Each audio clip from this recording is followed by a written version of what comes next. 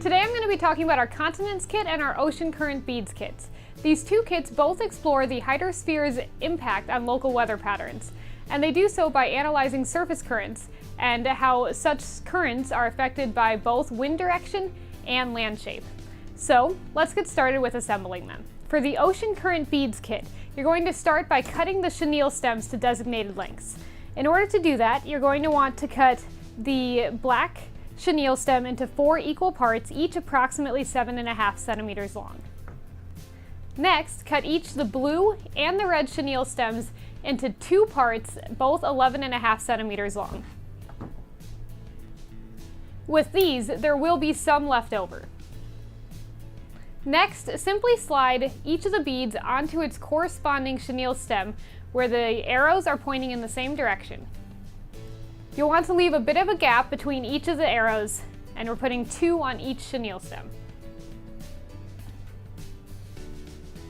Once you've done that, your ocean current beads kit is ready to go.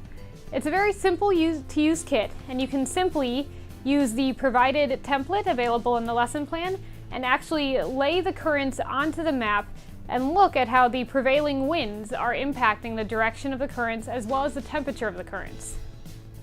This map specifically gets students to investigate the North Equatorial, the Gulf Stream, the North Atlantic Drift, and the Canary.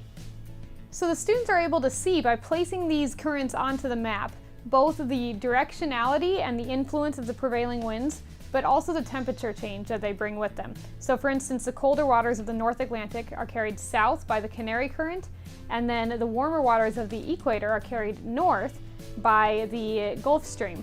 And these warmer waters actually transition and help impact the climates of coastal areas. For instance, how the British Isles has more moderate temperatures than a location at a similar latitude on the North American continent. So students can actually go in and understand how the impact of the ocean temperature, these surface currents, impacts the landforms around them. Now we provide 2 sets of these with 1 kit, so you can also do investigations in the Pacific Ocean. Now for the continents kit, on the other hand, students are actually going to be able to see the currents in action, simply using water, a fine grain herb such as oregano, and our 3D printed continents. So what you're going to do is first start by laying your continents in their proper shape into the pan, and you can do so that they're either accentuating the Atlantic Ocean, or you can put them in reverse so that they're getting to see more about the Pacific Ocean. And this works the same way for either ocean. Once you get them roughly lined up, and you don't need Antarctica for this particular experiment, you will simply pour water in so that it doesn't go all the way to the top of the continents.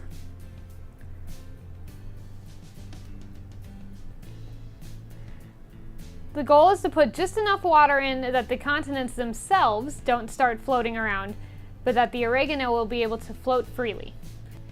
Next, we use a straw to replicate surface winds, and by blowing through it, we're actually able to see the impact on the currents by using the herb,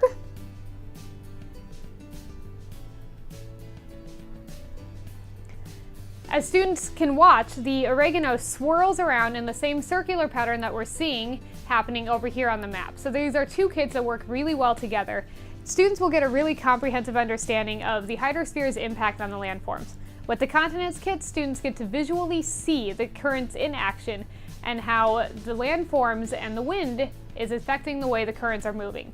Then with the ocean current beads kit, students get a chance to see how the temperature of the water at the various latitudes impacts the temperature of the currents, and therefore how that temperature of the currents then impacts the local regions that are affected by the water.